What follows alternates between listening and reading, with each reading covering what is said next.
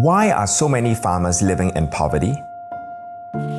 Analysis in 2016 found that 65% of poor working adults made a living through agriculture. As impact investors, what can we do to bring about systemic change to lift essential farmers out of poverty?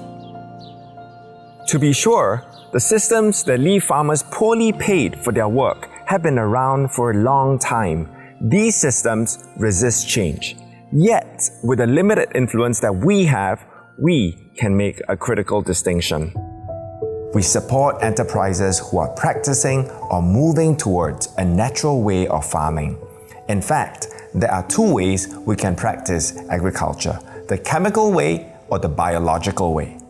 Practitioners of chemical agriculture approach growing food with an outside-in mindset. The nutrients the plants need to grow are supplied by the farmer. This includes all forms of chemical inputs. Inorganic fertilizers in the form of nitrogen, phosphorus, and potassium being the most widely used. The threats to the plant's growth are forcibly removed by the farmer. This is usually done through applications of pesticides, fungicides, and insecticides. They end up in our food in low doses. What's wrong with chemical agriculture? Like the child who is force-fed by spoon, the plant never learns to obtain the nutrients it needs when it needs them. Often, this expensive buffet goes to waste. Except, it doesn't stay in the soil waiting for take-up when the plant is ready to feed again. It washes into our waterways, polluting it. As for fending off pests through the use of pesticides, we know that it doesn't just kill pests. The use of chemicals is severely harmful to beneficial organisms in the soil. Over time, living soil turns to lifeless dirt, requiring a costlier life support system to keep it going. This system continues to entrap poor farmers. But there is another way. We can practice agriculture the biological way. Practitioners of biological agriculture approach it with an inside-out mindset. Here, relationships are key. Symbiotic relationships between plant roots and soil organisms, between a diversity of plants and farm animals. Each has a role to play in this natural ecosystem.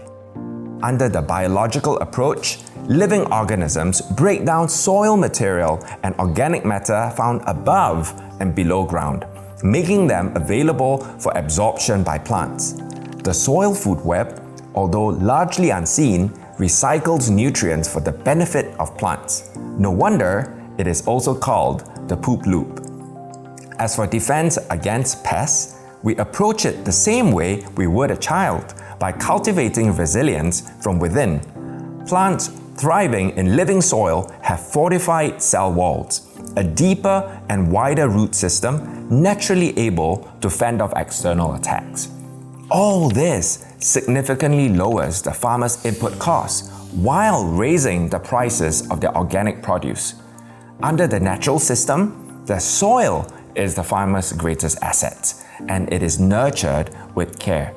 No wonder the late American President Franklin Roosevelt had this to say: "The nation that destroys its soil destroys itself."